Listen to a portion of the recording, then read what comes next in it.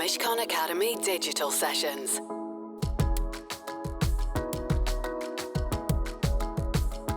Well, hello everyone. It's a great pleasure for me to introduce Cindy Bartz. I'm Anthony Julius, the firm's Deputy Chairman and one of its younger dinosaurs. Cindy is having a really interesting career, and I invited her along because it's one which is worth hearing about. We first met when we were both committee members of the then London Mayor, Boris Johnson's race and faith inquiry into the Metropolitan Police Force. And it was my first exposure to public sector work. So traumatizing an experience was it for me that I actually haven't gone back there. So I can only look with awe at Cindy for actually pursuing a career in the public sector. So and we're going to begin to talk about that, and then who knows where the conversation will take us. But Cindy, first of all, welcome to a Mishcon Academy event. Let's begin by just getting a little bit of background about who you are, where you, so to speak, originated, why you decided to take this route into public sector work. Yeah, well, Anthony, thank you, and good afternoon, everybody. It's a real pleasure to be here. Where do I start? I guess I start from the beginning. So, born and bred in Shepherd's Bush. My sort of career journey and all the choices that I'd like to think I deliberately made really do stem from my childhood. So my mum came here in the very early 60s from Guyana and settled in Ladbroke Grove. When she arrived there, it was a very different place. And my mum soon became really involved, concerned and then involved in police community relations and became a kind of community activist. I remember many a time when we were kids and she'd say to me and my three sisters, you know, you're going to have the day off school, and we'd be thinking we'd be going uptown to do something fancy, only to discover, you know, she was taking us to a police station and we were going to do a sit-in. So that's kind of what influenced my desire to kind of be involved in community policing in particular work. But the model that you're kind of following, that you followed, is kind of more institutional. You're right. And that was a very conscious decision. So for many years, I was involved in policing, but from the outside, you know, various campaigning groups that I got involved in. And I did make a conscious decision that actually I wanted to influence from within. My career journey has been very strange. So I went to what was once described as the worst school in Britain. I left school with no qualifications. My mum's influence, as strong as that was, I don't think was able to counter the other influences that I was subjected to. But once I'd kind of left school with no qualifications, it all started to kick in, and I started to mature. And then I got my GCSEs, then I got my A levels, then I went to SOAS and studied anthropology and politics. My very first job was in Parliament as a researcher. Is that post-degree? Yes, that's right. Yeah. Who were you? Were you attached to an MP, or were you? Yeah. So at the time it was Clive Soley, Okay. who was the chair of the Parliamentary Labour Party, and then I went to work for Melanie Johnson, who at the time was the Economic Secretary to the Treasury. So I spent, you know, probably about 3-4 years in working in Parliament, which I absolutely loved. So after I left Parliament, that's when I came across an opportunity to join the Metropolitan Police Authority. So every police force in the country, bar the Met, had an independent body that oversaw it. The Met never did. It was a recommendation that arose out of the Macpherson inquiry following Stephen Lawrence's murder. and government picked up on it and said, yes, it ought to have its own police authority. And I just thought, yeah, this is a great opportunity to inform and influence in a way that I was doing at a very local level, but meant I could start to do that on a pan-London basis. So you left a full-time position. I did, yeah. For a part-time position. So because we're interested in the construction of careers, I mean, you know, quite apart from anything else, politics, colour and all the rest of it, just how we manage a career. I'm interested in what you felt the challenge was of that choice. I mean, how did it work out? Oh no, I absolutely knew that I had to fill it with other things. They completely underestimated the amount of time that was required. Yeah. The remuneration was absolutely pants. Yeah. But you know, I just thought to myself, there was such value in doing the role. I had lots to offer. I argued, and it was Jack Straw at the time, that they ought to allow police authorities to set their own remuneration rates, because being a member of the police authority for the Metropolitan Police Service was very different from being a member of the police authority for Derbyshire. You know, there's a lot more involved here, folks. And actually they agreed. And one of the arguments that I put was that it's a diversity issue.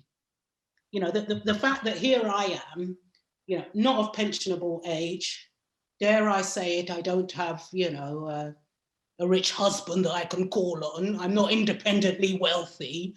But if you believe that I have value, then I ought to be paid to be able to do it, because otherwise you get the same people who do these things all the time because they're people who can afford to do it.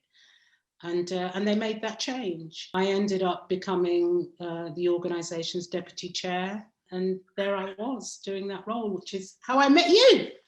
Our experience, and my experience in particular of chairing the Race and Faith Inquiry, was one of the most difficult experiences I've had in my career. So it was on the day of the launch, the evening of that launch, that I first had the hard copy in my hand. And when I read the foreword, inserted, I think, paragraph 3, I'm pleased that Cindy and the inquiry team have concluded that the Met is no longer institutionally racist. No, we didn't say that at all. No. Our position was much more nuanced than that. You know, we acknowledged that actually, in some aspects, the Met was absolutely streets ahead on the gender agenda. It was streets ahead of many police forces. In fact, I would probably argue a lot of the public sector more generally. But in other respects, it was woefully behind, and we discovered, you know, discrimination, etc., etc. Yeah. What did you do after that? After that, I became a commissioner at the Independent Police Complaints Commission. We effectively dealt in death. We investigated police officers mainly for sensitive and serious incidents. So for me, as somebody who was predominantly used to working on the outside, then moved into the institution, and it's an institution that, you know, that the Black community doesn't have a lot of love for, you know, so very much seen as being a sellout, quite frankly. And that was always a really difficult space to occupy for me. And it was only when I actually left that I realised, I guess, the spiritual tax that I paid in being in that role. You don't regret it? I mean, you feel that you did some good while you were there? I do feel that. But I've got a lot of frustrations with the system more generally. I mean, we haven't talked about Black Lives Matter, but no, well, I mean, this is a good time. This is a good time to. I mean, this is the moment, isn't it? You know, people often talk about, are there parallels between the British Black experience yeah. of African Americans. And whilst historically there are differences, I think there is a relevance that Black Lives Matter has here, and it comes across in a lot of the stats you see, whether it is about policing or education, health, etc. Of the, I think, 1,000+ people who have died in police custody since, I think, 1990, not a single police officer has ever been convicted. And some of that is about the test, the legal test. So police officers can rely on their honestly held belief. Right. That's a really difficult test to overcome. Right. I truly believe that I was going to be attacked, or that's the belief that one has to honestly hold, that whatever one was doing for fear of injury oneself. Yeah, that's a very difficult one to. It's an incredibly high threshold, and one that's very subjective. In some ways, what you're doing now is, I would have thought, much less kind of emotionally depleting. Yes, that's true. I just love being able to curate my own career. So I love politics. And that's why I now sit on the Speakers Committee at the House of Commons. So just tell us what that's about. So the Independent Parliamentary Standards Authority was created as a result of the MP's expenses scandal. And the Speakers Committee is the body that oversees and agrees the budget for the Independent Standards Authority. And then I also knew I wanted to have an aspect that related to complaints and good ethics, which is why I then got myself on the House of Lords Conduct Committee. Of all of the roles that I do, the most fascinating, dealing with complaints and behaviours and standards, but how that as an institution rubs up against, with its ancient practices. So a lot of the things we're engaged in at the moment are around free speech.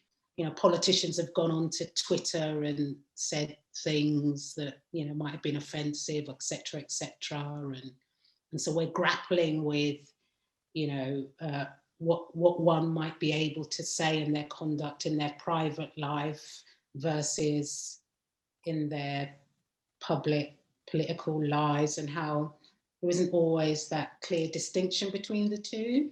We were talking just before this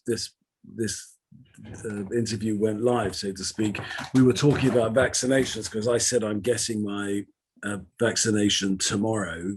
You were saying, you have some experience of resistance. I just wonder whether we could take a couple of minutes, just draw a sense of that. Look, Anthony, I'm really troubled by it. The lack of take-up by Black and minority ethnic communities of the vaccine. Do you get a sense of what motivates people? I think it's a number of things. I think some of it is around a sort of a mistrust of the establishment. I think some of it is about the history of Black people being used in some of the most horrific ways for, as guinea pigs. And then I think there are just issues around just conspiracy theories and how rampant they are. And I'm not sure that a bunch of, BAME MPs saying, I'm going to get it when I'm called up is really the answer to that. I really want to thank you, Cindy, for taking the time to come and talk to us. And it's a great pleasure for me to find the excuse to chat to you again. I really enjoyed it, and I've really, really enjoyed engaging with you again. Thank you very much. Thank you. The Mishcon Academy Digital Sessions. To access advice for businesses that is regularly updated, please visit mishcon.com.